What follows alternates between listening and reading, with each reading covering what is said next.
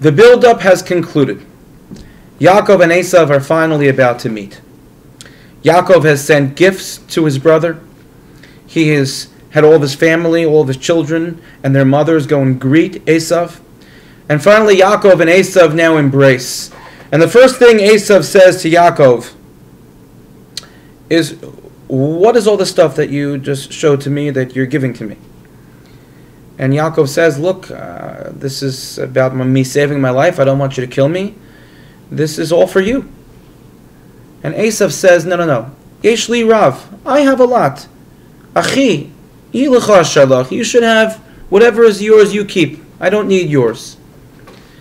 Yaakov then responds to Esav, which is surprising because if he just said to him, just keep what's yours and I don't want it, maybe Yaakov should have just been quiet.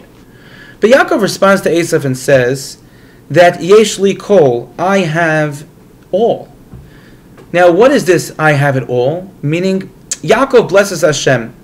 Hashem has blessed me with everything that I need. And Esav had said that he has much. The Chavetz Chaim explains to us that the difference in responses between Yaakov and Esav really couldn't be any greater.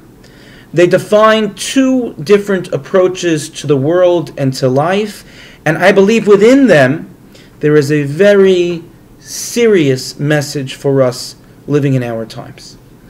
And that is, Esav says, Yesh li rav, I have a lot. A lot does not mean everything. A lot means there's a lot more that I can have.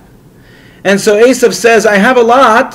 For the moment I may have a lot, but I need to get more and more and more. See, Esav defined his existence as being a pursuer, to have more and more and more, and he could never be content with what it was that he had. Esav didn't understand the concept of being sameach bechelko, being happy with his lot. Yaakov, however, Yaakov says to Esav, and this is why he went out of his way to say yesh li kol. He didn't have to respond, but he had to tell him, Esav, yesh li kol, I have everything. I look at what God has given me, and I thank Him, and I'm happy with my lot. Now, is that to say that Yaakov didn't continue to pursue stability, financial stability for his family? That Yaakov no longer wanted to make sure that his children and grandchildren would be able to survive for years to come? Of course he did.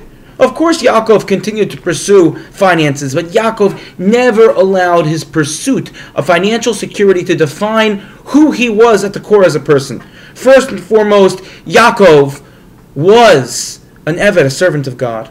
First and foremost, Yaakov was concerned with his spirituality, with his religiosity, with the future of his family and his children, not only and simply on a physical level, but on a spiritual level.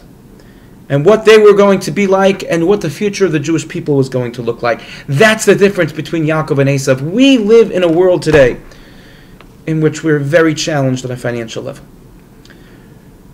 We try as much as we can to be sameach bechelko, to be happy with what God gave us.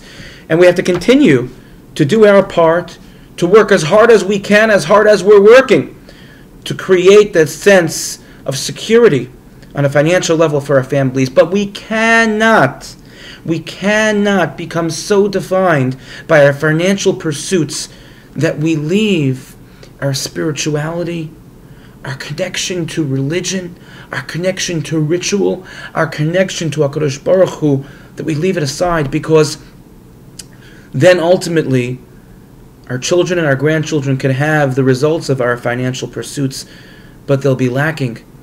They'll be lacking the results of our spiritual pursuits because they won't have. And it is so very important during these critical times that we stress the necessity for us to teach our children that above all else, we have to be concerned about what it means to be a Jew in the 21st century and how we define our role as Orthodox Jews in shaping the future of our families. Thank you for listening, and have a good Shabbos.